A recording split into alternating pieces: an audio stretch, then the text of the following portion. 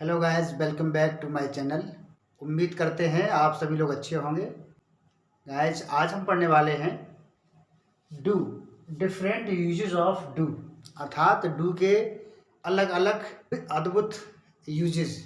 Do को हम कितनी प्रकार से यूज करते हैं। वैसे तो सामान्य तौर पर as a helping verb use करते हैं डू को, एज ए हेल्पिंग वर्ब, और दूसरा है एज ए मेन वर्ब। तो डू को हम इन दो तरह से यूज करते हैं, लेकिन इनके साथ साथ कितने प्रकार से हम और डिफरेंट यूज करते हैं, आइए आज की वीडियो में इनको हम समझते हैं। तो आइए आज का वीडियो स्टार्ट करते हैं। डू मीन्स होता है करना। डू मीन्स क्या होता है? करना। अब करना के साथ साथ इसके डिफरेंट अर्थ निकलेंगे। इसको हम कम से कम 6 प्रकार से यूज करेंगे और हर बार डू का अर्थ कुछ और निकलेगा। तो पहला यूज है, हम विल नॉट के साथ में डू का यूज करते हैं, विल नॉट डू। इसको शॉर्ट फॉर्म में हम वॉन्ट भी बोलते हैं, वॉन्ट डू, अर्थात चलन होना। अब चलन होने का मतलब ये है, पैरों से नहीं चलते हैं। जब किसी चीज का चलन हो जाता है या चलन नहीं होता है, संचालन कह दीजिएगा जिसको, अर्थात जब हम किसी चीज का संचालन नहीं कर सकते हैं तब हम विल नॉट डू का यूज करते हैं। तो ये आपका फार्मूला स्ट्रक्चर रहेगा। इसके तहत एग्जाम्पल देखते हैं। यह कुर्सी इस ऑफिस में नहीं चलेगी। अब चलने का अर्थ ये हुआ है कि ये कुर्सी पुराने फैशन की हो गई है या इस ऑफिस के लायक नहीं है, इसलिए इस ऑफिस में इस कुर्सी को हम नहीं चला सकते। अर्थात ये हमारे यूज के बाहर है, यूजलेस हो गई है, इसको हम इस ऑफिस में नहीं यूज कर सकते। अब इसको यूज कैसे करेंगे? देखिए, सब्जेक्ट क्या है? यह कुर्सी, तो जाएगा दिस चेयर, दिस चेयर। अब करेंगे use will not do, will not do इस ऑफिस में, इन दिस ऑफिस। क्लियर? तो अब यह डू का मतलब है चलन होना। अब डू मीन्स करना नहीं है, यहाँ डू मीन्स करना नहीं है। This chair will not do in this office, अर्थात यह कुर्सी इस ऑफिस में नहीं चलेगी।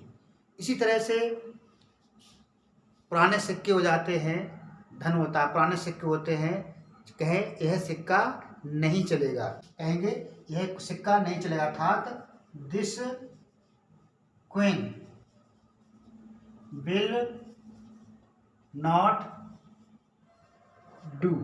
अब हम डू मीन्स करना नहीं है, चलना है, अर्थात यह सिक्का नहीं चलेगा। इसी तरह से यह ड्रेस इस पार्टी में नहीं चलेगी, this dress will not do in this party. इस तरह से हम अपनी दैनिक बोलचाल में डू का यूज करेंगे। डू का सेकेंड यूज है करना। अब करना के अर्थ में as a main verb, do means करना होता है। जैसे हम बात करें कि तुम यह काम कर सकते हो, तुम यह कार्य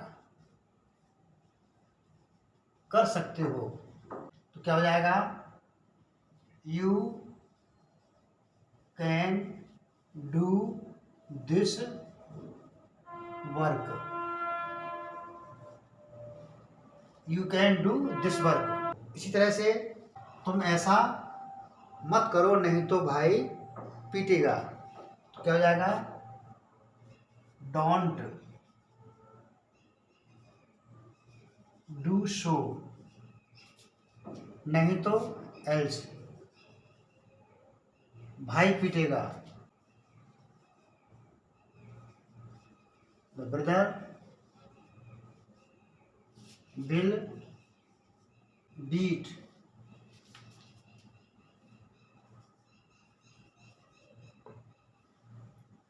don't do so else the brother will eat, ऐसा मत करो नहीं तो भाई पीटेगा।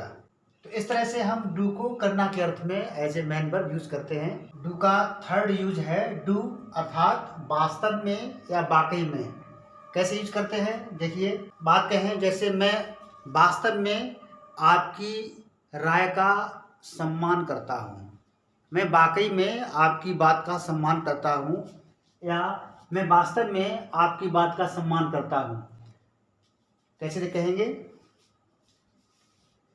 इसका स्ट्रक्चर रहेगा सब्जेक्ट प्लस डू, उसके बाद मेन वर्ब एटसेट्रा।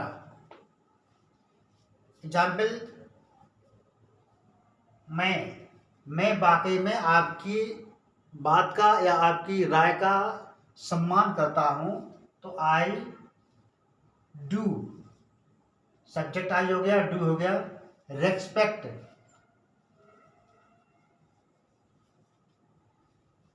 अब यहां हम ऑब्जेक्ट भी यूज कर लेते हैं, प्लस एटसेट्रा।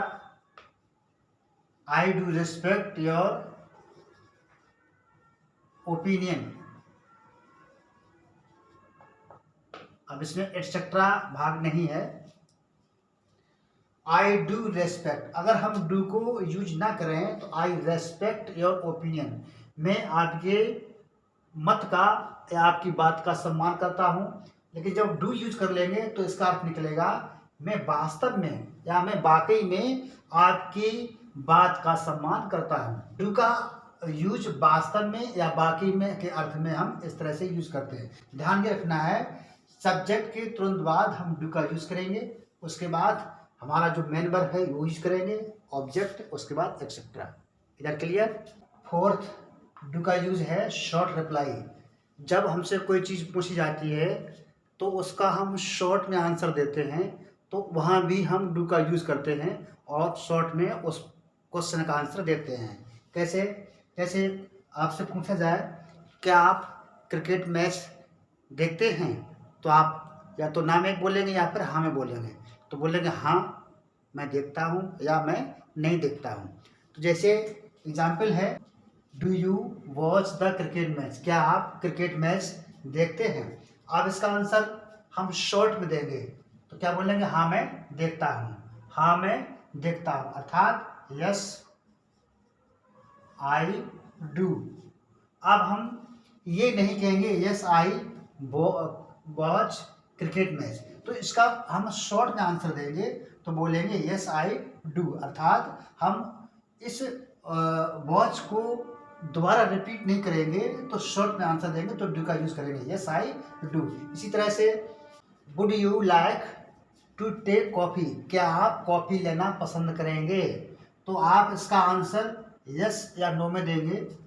अगर आप कहेंगे हाँ मैं लेना पसंद करूँगा, हाँ मैं लूँगा, तो आप बोलेंगे yes I will do, yes I will do, अर्थात हाँ मैं लेना पसंद करूँगा। अगर आप लेना पसंद नहीं करते हैं तो आप बोलेंगे नो आई वॉन्ट डू, अर्थात मैं नहीं लूँगा।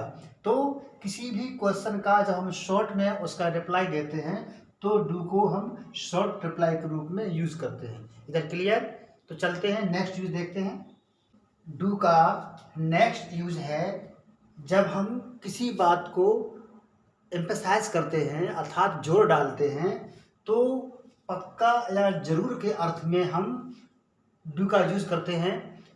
वैसे तो इम्परेटिव सेंटेंस में जब भी आपसे कुछ कहा जाता है सिंपल तौर पे, लेकिन जब उसमें पक्का या जरूर कर शब्द जब यूज कर देते हैं तो हम डू का यूज करते हैं। किस तरह से? जैसे आपसे कहा जाए ओपन द डोर, दरवाज़ा खोल दो या दरवाज़ा खोल देना। लेकिन जब आपसे कहा जाए दरवाज़ा जरूर खोल देना, अर्थात पक्का दरवाज़ा खोल देना, आपसे एम्फसाइज किया जा रहा है, आप पर जोर डाला जा रहा है, आपको कंपेल किया जा रहा है कि दरवाज़ा आपको खोलना ही खोलना है, हर हाल में खोलना है, तो आप उस वहाँ पर डू का यूज़ कर देंगे, अर्थात डू ओपन द डोर, दरवाज़ा जरूर खोल देना, अर्थात दरवाज़ा पक्का खोल देना, आपको खोलना ही है। इसी तरह से बाजार चले जाना, तो आप क्या कहेंगे? Simply go to market. लेकिन बाजार जरूर चले जाना या पक्का बाजार चले जाना, तो आप कर देंगे डू गो टू मार्केट। तो जब भी इम्पेरेटिव सेंटेंस में पक्का या जरूर शब्द जब ऐड कर देते हैं तो हम शुरुआत में ही वर्ब के पहले हम डू का यूज़ कर देंगे। अर्थात यहाँ होती है B1 प्लस ऑब्जेक्ट, लेकिन उससे पहले हम डू का यूज़ कर देंगे। तो ये हमारा स्ट्रक्चर बन जाएगा डू का नया यूज़ एम्फेसाइज करने के लिए पक्का या जरूर के अर्थ में। चलिए बढ़ते हैं आगे और देखते हैं इसका अगला रूल। आप जानते हैं प्रेजेंट इंडेफिनिट टेंस में डू को हम हेल्पिंग वर्ब के रूप में यूज़ करते हैं, खास तौर से नेगेटिव सेंटेंसेस और इंटरोगेटिव सेंटेंसेस में। जैसे राम स्कूल नहीं जाता है। इसका स्ट्रक्चर होता है सब्जेक्ट प्लस डू और does according to the subject plus main verb first form plus object plus etcetera. तो इसमें सब्जेक्ट क्या है? राम। राम नहीं जाता है, राम सिंगुलर है तो इसके लिए डज का यूज होगा। Ram does not go to school. ठीक, राम स्कूल नहीं जाता, Ram does not go to school. तो यहाँ देखिए, तो जब हमारा सब्जेक्ट सिंगुलर होता है तो डू की फॉर्म डज यूज होती है, और जब सब्जेक्ट हमारा प्लूरल होता है अर्थात बहुवचन में होता है तो वहाँ पर डू का यूज करते हैं। जैसे वे बाजार नहीं जाते हैं। ठीक, दे सब्जेक्ट यहाँ दे है तो दे हो जाएगा दे। अब यहाँ प्लूरल है तो डू हो जाएगा दे डू, उसके बाद नॉट आएगा they do not go to market.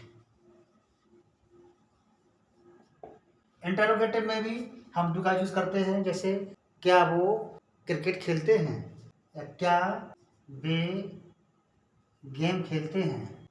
तो देखिए सबसे पहले क्या आया है तो हम डू का यूज करेंगे डू दे।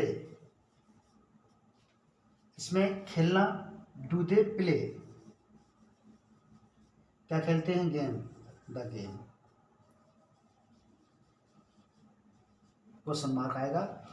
तो सीधा हम कहना ये चाह रहे हैं कि डू को हम हेल्पिंग वर्ब के रूप में प्रेजेंट इंडेफिनिट टेंस में नेगेटिव और इंटरोगेटिव सेंटेंसेस में यूज करते हैं। 6 यूज है डू तो है के अर्थ में, और हम आपको बता दें कि तो है ये मोस्टली हम प्रेजेंट इंडेफिनिट टेंस में यूज करते हैं। ता तो है, ते तो हैं, ती तो है। जब ऐसे कहा जाता है कि वह बाजार जाता तो है, वह अध्ययन करता तो है, वह खाना खाता तो है, इस तरह से जब हम तो है यूज करते हैं सेंटेंस में, एग्जाम्पल तौर पर देख लीजिएगा, रमेश अध्ययन करता तो है, देखिए तो है आ जाता है। या मोहिनी चाय बनाती तो है, वे मैदान में दौड़ते तो हैं, इस तरह से। तो आपको ध्यान ये देना है प्रेजेंट इंडेफिनिट के पॉजिटिव सेंटेंसेस में डू या डज का यूज नहीं होता है। वहाँ पर according to the subject main verb, यदि सब्जेक्ट सिंगुलर है तो उसकी मेन वर्ब में एस या यस का यूज करते हैं, और यदि प्लूरल सब्जेक्ट है तो उसकी वर्ब में ऐसा एस या एस का यूज नहीं करते हैं। रमेश अध्ययन करता है तो रमेश रीड्स, रमेश रीड्स। देखिए रीड अध्ययन करना या पढ़ना या स्टडी कर दीजिएगा, एक ही बात है। तो अभी क्या हो जाएगा, रमेश अध्ययन करता है तो रमेश रीड्स या रमेश स्टडी। लेकिन जब हम रमेश अध्ययन करता तो बोलेंगे तो यहाँ पर हम डू का यूज करेंगे और इसकी मेन वर्ब में एस या एस का यूज नहीं करेंगे। अब देखिए रमेश सिंगुलर है तो इसकी जगह पर हम डज कर देंगे, रमेश डज रीड। तो हमें करना क्या है, सिंपल सेंटेंसेस में सब्जेक्ट के तुरंत बाद according to the subject do या डज का यूज करके हम मेन वर्ब का यूज करते हैं, तब वहाँ तो है या ते है या ती है का अर्थ निकलता है। जैसे अब देखिए तो है हो गया यहाँ पर। तो क्या है, सब्जेक्ट इसमें दे है, दे। अब तो है तो इसके लिए अकॉर्डिंग टू द सब्जेक्ट, तो प्लूरल नंबर है हमारा सब्जेक्ट, तो हम डू का यूज करेंगे। They do. अब खरीदना means buy, buy. They do buy the fruits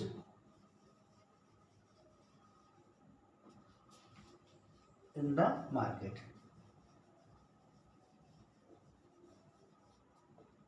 इस तरह से तो सिंपल सेंटेंसेस में जब हम according to the subject do या डज का यूज कर दें, सिंपल सेंटेंस, ध्यान रखना सिंपल सेंटेंस में वैसे तो डू डज का यूज नहीं होता है, लेकिन अगर हम कर देते हैं सब्जेक्ट के अनुसार तो वहाँ पर तो है या ती है, ते हैं का अर्थ निकलता है। और ये अक्सर क्वेश्चन पूछा जाता है, जैसे आपसे पूछा जाए आप सुबह टहलते हो, तो आप कह सकते हैं हाँ मैं सुबह टहलता तो हूँ, या आप रात में अध्ययन करते हो, तो मैं अध्ययन करता तो हूँ। तो इस तरह से डेली यूज में हम तो है का अर्थ के रूप में डू का यूज करते हैं। तो गाइस देखा आपने, डू को हम 6 डिफरेंट यूज के साथ प्रयोग करते हैं और इनका सबका अर्थ अलग अलग निकलता है। तो आज से आप अपनी बोलचाल में डू का डिफरेंट यूज करेंगे और अपनी स्पोकन इंग्लिश को स्ट्रॉन्ग बनाएंगे। और वीडियो आपको पसंद जरूर आया होगा, तो अगर पसंद आया है तो आप वीडियो को लाइक कीजिए, शेयर कीजिए अपनों के साथ में। अगर आप हमारे चैनल पर नए हैं तो आपसे रिक्वेस्ट है कि चैनल को लाइक कीजिए और सब्सक्राइब कीजिए, ताकि आपको अच्छे से कंटेंट वाले वीडियो मिलते रहें। मिलते हैं अगले वीडियो में, तब तक नमस्कार।